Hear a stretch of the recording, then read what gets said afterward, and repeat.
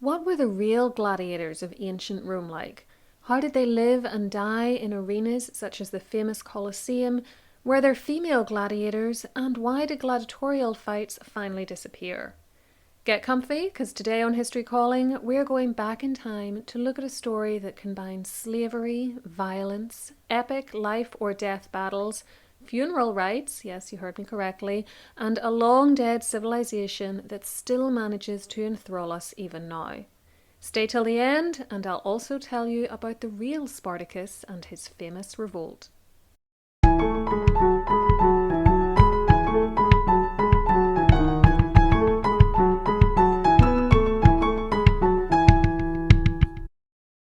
Just before we start, I'd like to let you know that my book, Find Your Irish Ancestors Online, is now available for pre-order as an ebook on Amazon. There's a link in the description box.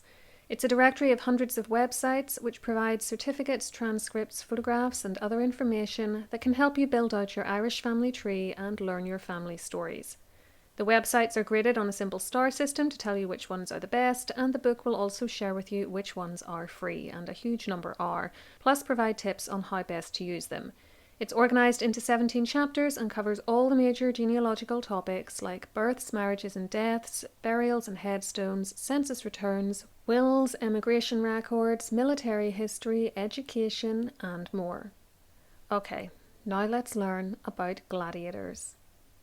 The word gladiator comes from the Latin gladius, meaning sword, an appropriate name for a group of people famed for being fighters.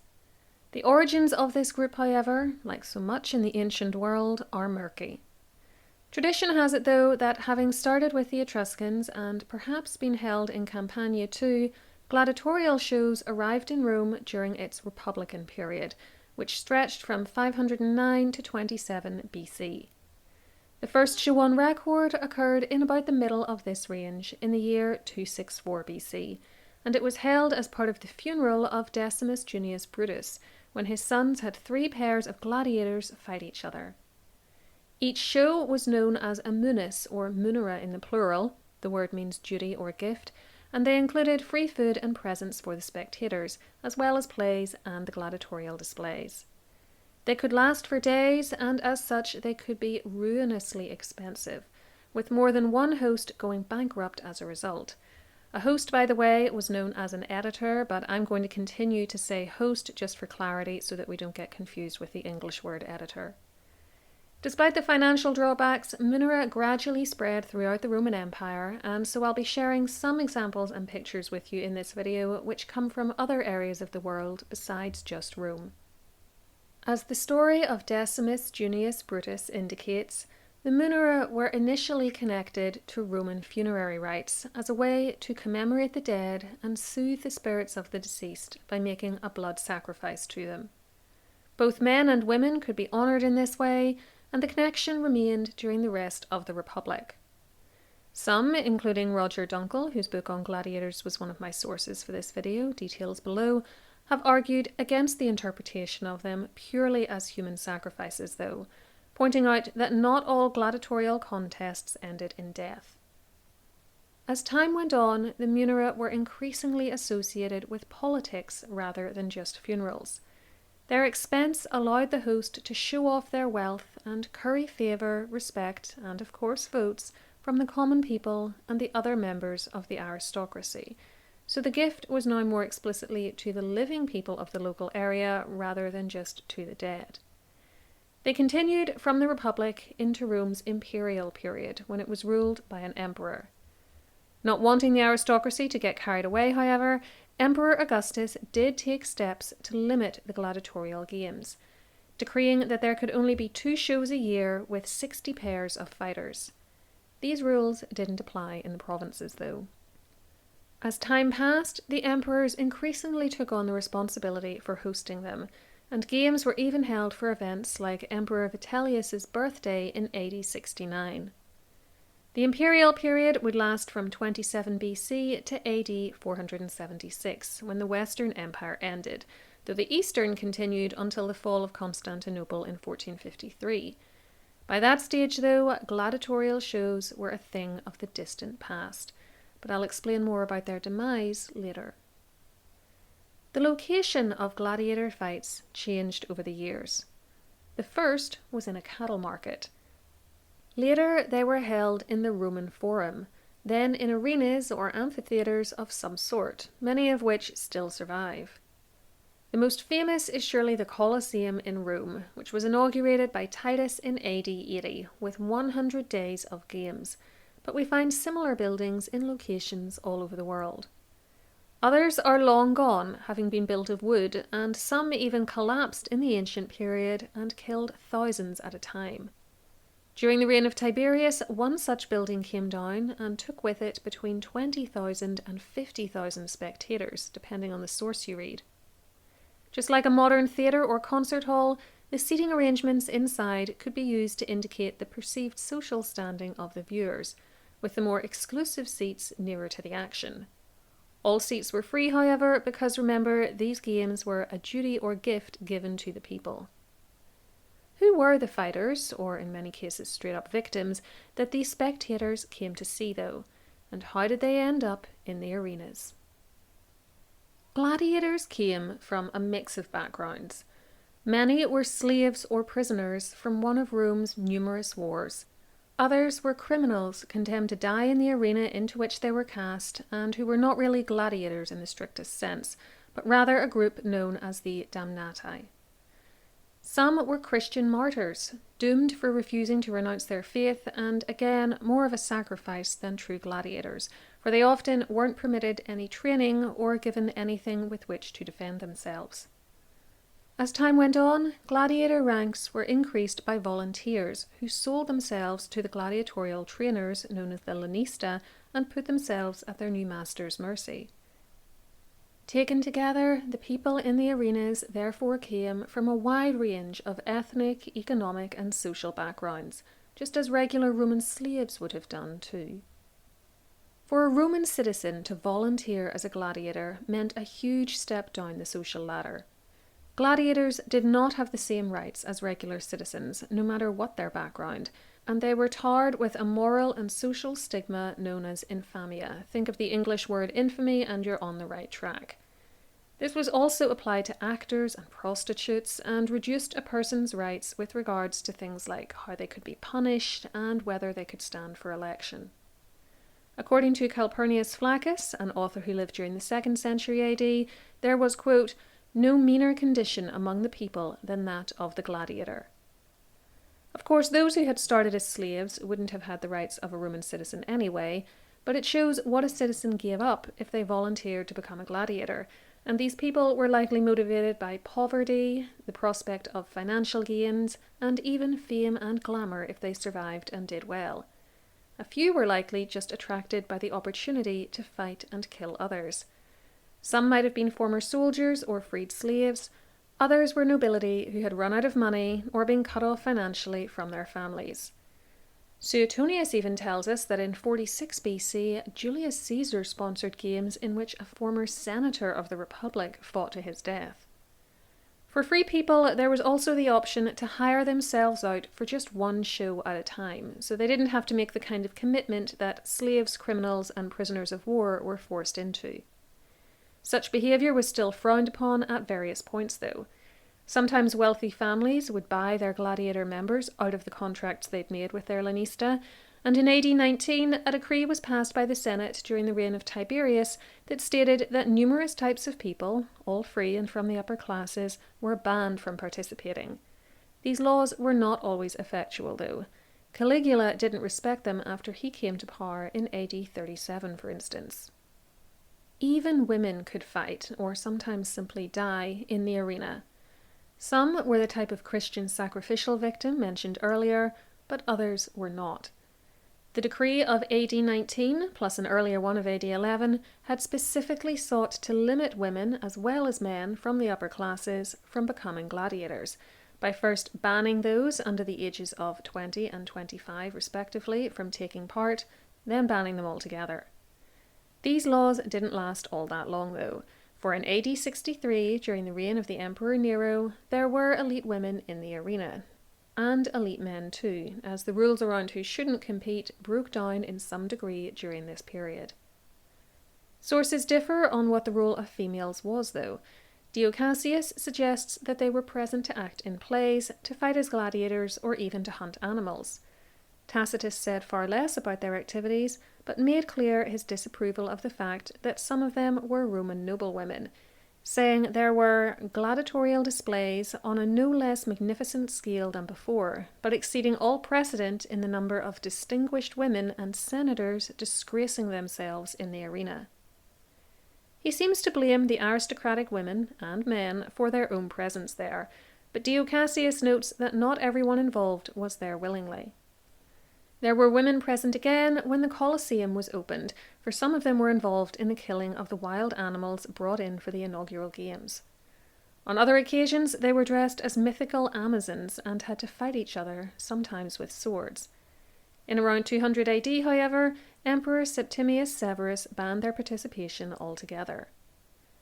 There were other ways in which women could be involved in the gladiator life, though, for some lived with male gladiators as their wives and mothers of their children, though whether these marriages would be recognised by the Roman state is another matter. One epitaph found in Milan, for instance, speaks of a gladiator named Urbicus, who was mourned by his wife of 7 years and their 2 daughters, the younger of whom was only 5 months old. Gladiators were not a homogeneous group. There were many different kinds, distinguishable by their armour, weapons, and fighting techniques, and they can still be identified today in ancient mosaics and through the archaeological evidence they have left behind. The Thracian gladiators were so named because they were outfitted in a manner resembling a Thracian, a race of people from southeast Europe. Such gladiators had a small shield called a parmula, a short sword, a plumed helmet with a visor which was topped by a model of a mythical griffin, plus a belt and leg armour. These men did not actually have to be Thracians themselves, though. The Romans just liked having them dress up as one of the city's enemies. For similar reasons, others were attired in the manner of Gauls or Samnites, though when the Samnites eventually became Rome's allies, dressing gladiators like them fell out of fashion. Then there were the retiari. The word means netman, and so it will come as no surprise to learn that they were most notable for fighting with nets. A retiarius also had a trident, a dagger, and very little armour, being shielded on one arm and shoulder only. He would wear a loincloth or tunic and had no helmet. The lack of armour was seen as effeminate, and the retiari were not well respected as gladiators went. An equus was easy to spot because he fought from horseback, unless he was unseated and had to continue from the ground, while the murmillos and secutors were armed and dressed almost the same. They wore loincloths, a linen wrap around their right arms to offer some protection, armour on the left leg, which would be kept to the front during a fight, and carried a rectangular shield and a sword. Their helmets were very different, however, with the murmillo wearing one with a wide brim, a grate over the eyes, and a crest on top. The secutors, meaning pursuers, had no brim and just eye holes rather than a grating. The Aesidarius fought from chariots inspired by the British Celts, and their emergence likely dates to the period after Caesar invaded what is now England, while the Laquarari had a lasso to entrap their opponents. Provocateurs were noticeable for having chest plates as armour, the only gladiators to do so. The list goes on, but what should be clear from these descriptions and images is that each type of gladiator would have been distinguishable right away, even from the distant seats. Different types of fighter could then be pitted against one another, so that the advantages and disadvantages which their different weapons, armour, and fighting styles afforded them would be balanced out by the advantages and disadvantages of their opponents' accoutrements and skills. This balance, it was felt, would provide the most interesting fight and the best entertainment, and it was preferred except in cases where the purpose was to kill a criminal or sacrificial victim. When animals were in the arena, their type could vary wildly, and they were often imported into Rome from other areas of the empire, so much so that some went extinct in certain areas. Thus we find mentions of lions and tigers, hippopotami, panthers from Africa, elephants, boars, deer, and in 46 BC, apparently for the first time ever, a giraffe which was brought in for the aforementioned games hosted by Julius Caesar. These were in memory of his daughter Julia, who had died 8 years earlier, but they also supported his political career, and were, incidentally, the earliest known munus held for a woman. During the Colosseum's inaugural games alone, a staggering 9,000 beasts were killed. There were two types of people sent up against animals. The first were known as the bestiari, beast fighters. Some secondary sources I've read say that these people could be criminals, prisoners, or sacrifices thrown into the arena with little to no training or weapons, and with the express intention that they be killed by the animals. Some were even restrained or tied to posts to make it easier for the creatures to attack them. Such was the desperation to avoid this fate that many found ways to end their lives before they could be given to the beasts. The writer Symmachus tells us of 29 Saxon prisoners who strangled each other the day before their scheduled appearance. On the other hand, Roger Dunkel believes that, quote, at least during the Republic, the bestiaries resembled a gladiator with helmet, shield, and sword. So it may be that bestiari were treated differently at different points in Roman history, and in fact even Dunkel suggests that they were more poorly treated during the later imperial period. The second type of animal fighters were the venatores, meaning hunters, and as the name implies, they were there to hunt the animals with spears and wore no armour. Some of these people were brought in from other areas of the empire to fight animals with which they were familiar, because I guess it was no fun for the Romans seeing a Celt from Britain, for example, go up against a tiger when he'd never seen one before. It seems to have been viewed as better entertainment if the fighters had a fighting chance. As we've already heard, some women even fulfilled this role during the opening games of the Colosseum in AD 80. Many gladiators were professionally trained though, so let's turn now to what this training involved. It took a lot of time and effort to become an effective gladiator, and during this time, and while they were being sent out into the arenas to fight, they were housed and trained in gladiator schools known as the ludus, under the watchful eye of their lanista, who was sometimes a former or even a current gladiator himself. These schools consisted of a central courtyard for training, surrounded by living quarters, where the men and their families, if they had them, lived. They were present in large numbers all around the empire, sometimes paid for by the public purse, sometimes by private finance. Each would have its own troop of gladiators, and though some were actually owned by the lanista, others were possessed by famous men, including Julius Caesar. These owners could then use the schools to provide men for small private armies, or to act as bodyguards.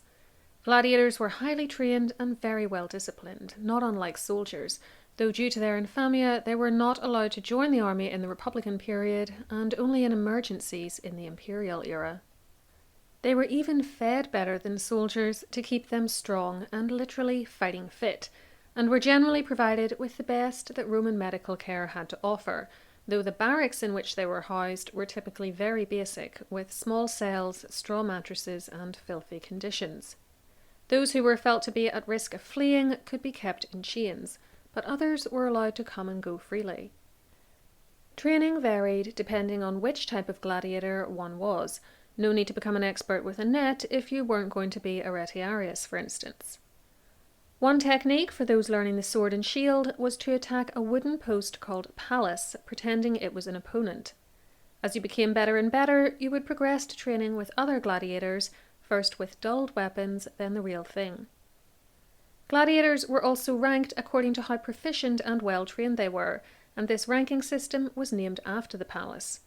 So the newer gladiators with fewer wins were in the tertius and quartus palace, while the higher-ups, who were proven fighters and had more victories to their names, were in the primus and secundus palace. Emotional bonds of love and friendship were inevitably formed, and when a gladiator died, his colleagues as well as his family would often pay for the funeral and headstone. Troops of gladiators, or individuals at whatever level of training, could take part in shows for their lanista, or be rented out to others who were staging their own munus. If a rental was killed though, then the host of the munus in which they had died had to pay compensation to the lanista. This could be very steep indeed. One source says it was 50 times the rental fee for the gladiator, and was designed to reflect the expense put into housing, feeding and training a gladiator over a period of years, plus the lost income the lanista would now suffer because the gladiator was no longer available.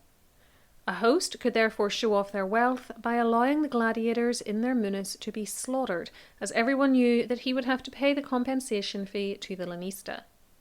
On the flip side, though, it could cost him a fortune if the crowd demanded gladiatorial deaths that he hadn't been banking on, as refusing their wishes could lose him the goodwill of the people which he'd been trying to buy by staging a munus in the first place.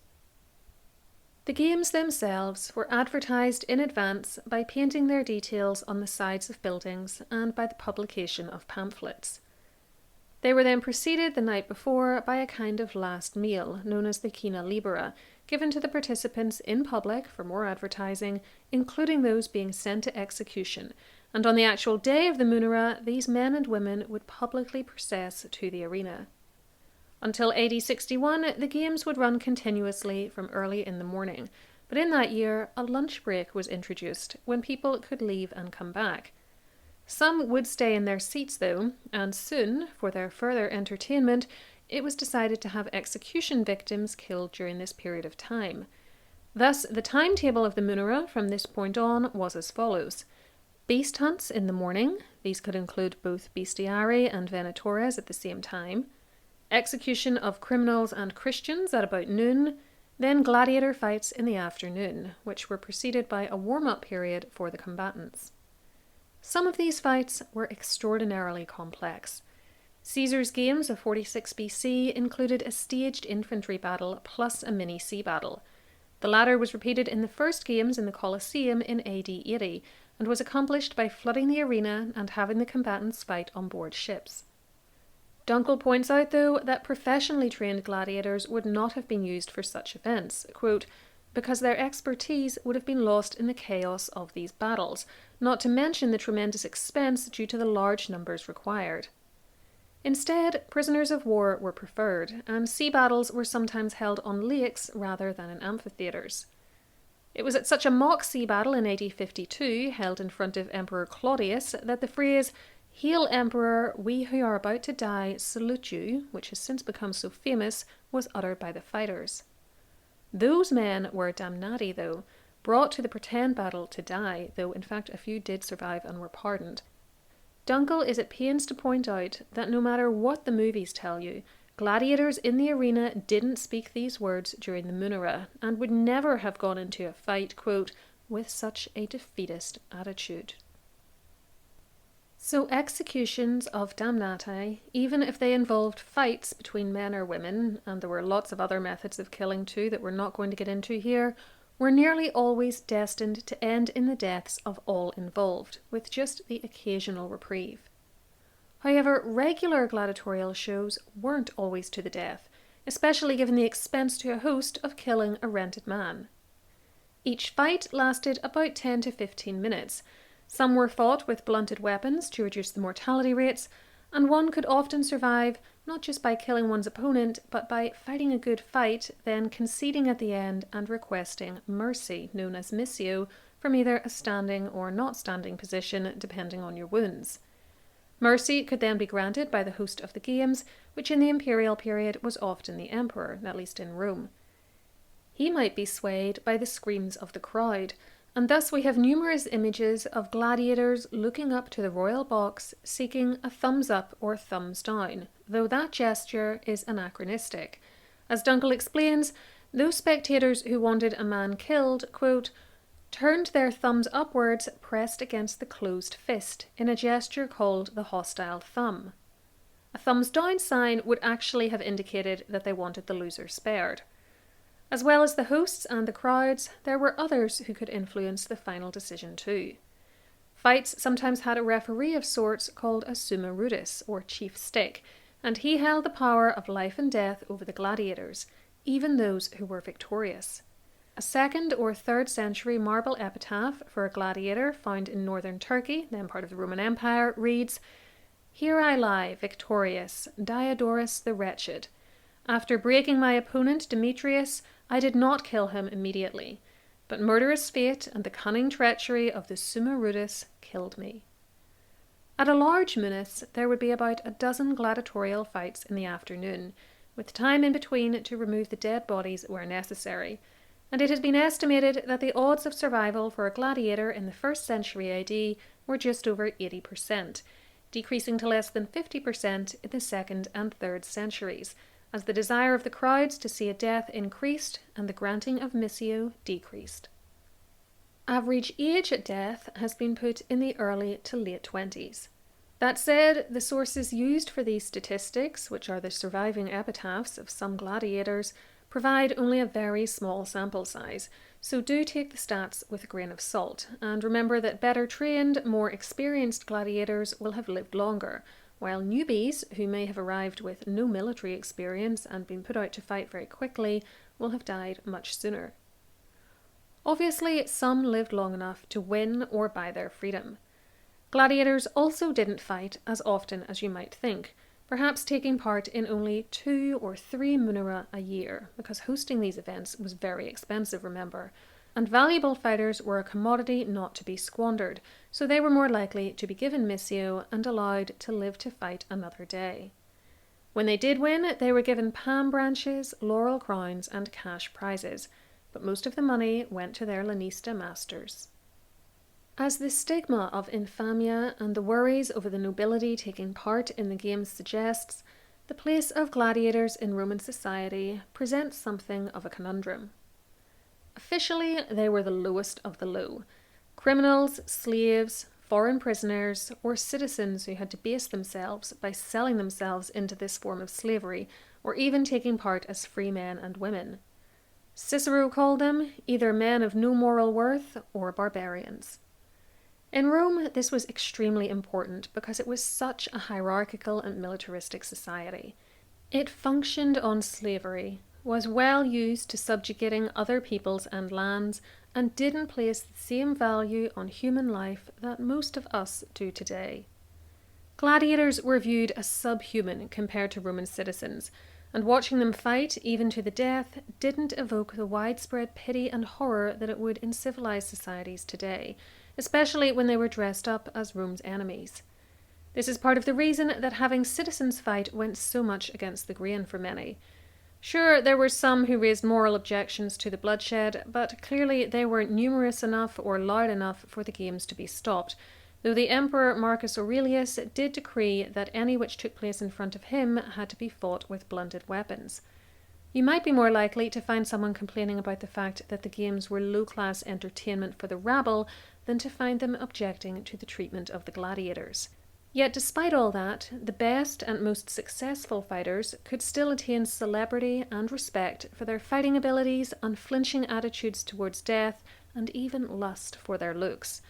As a result, we find those abilities, actions, and features discussed, lauded, and shown in letters, graffiti, and mosaics in people's houses, just like modern celebrities might feature on a poster on someone's wall. Spectators had favourite gladiators in the same way you might have a favourite sports person or actor, and gladiators could have stage names just as many modern pro wrestlers often do, with Greek heroes like Achilles and Ajax proving to be popular inspiration, as well as the names of precious stones and metals, like aureolus for golden. Graffiti found in gladiator barracks in Pompeii, and almost certainly written by the fighters themselves, confirms much of this. A man called Calidus called himself the one whom girls sigh for, while a retiarius called Crescens said he was the netter of girls at night. So watching the games wasn't always just about enjoying a bloodbath, especially as not all fights ended in death. It was more nuanced than that for many viewers. They enjoyed seeing the skill of the combatants, and they had preferences. Gladiators therefore existed in an odd twilight zone, somewhere between being despised and admired. Of course, not all gladiators were prepared to accept their fate, and that brings us to the most famous example of gladiators fighting back against the system: the rebellion of Spartacus. Made famous by the Kirk Douglas film of 1960, which I'll leave linked below for you, Spartacus was a real man who hailed from Thrace. The only sources for his story were written over a century later, which is pretty problematic in my view, but they're all we've got, so we'll have to make do. Just don't take anything in the story as being definitively true. Supposedly, having worked as a mercenary soldier in the Roman army in the 80s BC, he had deserted, been captured, and made a gladiator as punishment, possibly being trained as a murmillo, despite his Thracian background. In 73 BC, he and a group of other gladiators managed to steal knives from the kitchens in the ludus they were being held in Capua, then escape, obtaining proper weapons once out. Forming an army which grew to be many tens of thousands strong, they defeated the Romans several times, largely because the Romans in their snobbery underestimated a slave army, and they even forced the soldiers they captured to act as gladiators in their turn, the ultimate slap in the face to the Republic. But they were eventually defeated themselves by an army under the control of M. Licinius Crassus. Spartacus was killed, his body was never found, and 6,000 of his men were crucified along the 125-mile-long Appian Way between Rome and Capua. It was a gruesome end and demonstrates once again the total brutality of the Roman regime, which is so often lauded as being a great civilization. They didn't really adhere to any definition of civilized that we would recognize now. To finish, let's consider how the gladiator fights and the munera in general, which were so popular for so many centuries, eventually came to an end. As we've seen, in Rome they went from privately funded affairs used for political gains and to commemorate the dead in the Republican period, to state-run affairs ultimately controlled by the emperor during the imperial era, with limits on the number of gladiator pairs who could fight. When used for funerals, they increasingly only commemorated the royal family, and even this use gradually faded until it was extinct in Rome by the mid-1st century AD.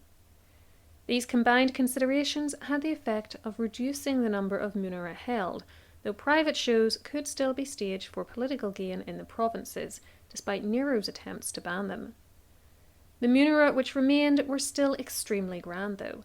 Remember that the Colosseum, which is famed for its gladiatorial shows, was only opened in AD 80, and in AD 106, Emperor Trajan held a munus which lasted an incredible 123 days, not necessarily consecutive days though, and included a staggering 10,000 gladiators and the deaths of 11,000 animals. So the shows were still very much a presence in Roman society until well into the imperial period. Their real decline was effected through a combination of the Christianization and weakening of the empire and the expense of putting them on. Early Christian writers condemned them as barbaric and pagan, though actually they were never really connected with pagan rituals, and when I say they found them barbaric, I don't mean they objected to the treatment of the gladiators, but rather to the negative effect that watching such violence had on the viewers. Many Christians still attended them, and it was only when Emperor Constantine banned the use of convicts as gladiators in AD 325 that they took a really serious hit, as recruitment became much harder.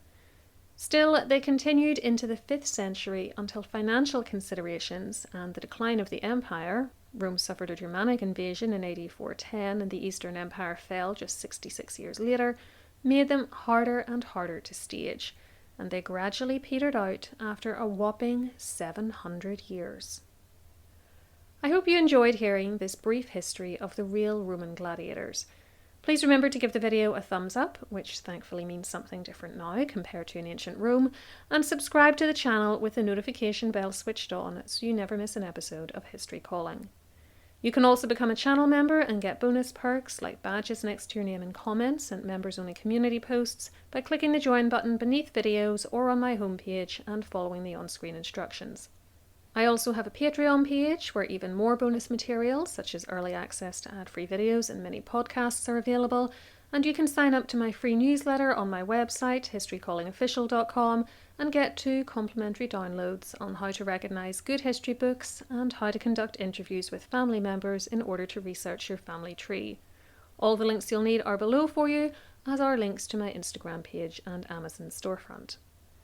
Let me know in the comments why you think gladiator fights were so popular, and for more ancient history I recommend you try my videos on the origins of the Olympic Games and the famed Library of Alexandria, or you can have a rummage through my ancient history playlist. Whatever you choose, please enjoy, and until next time, keep learning.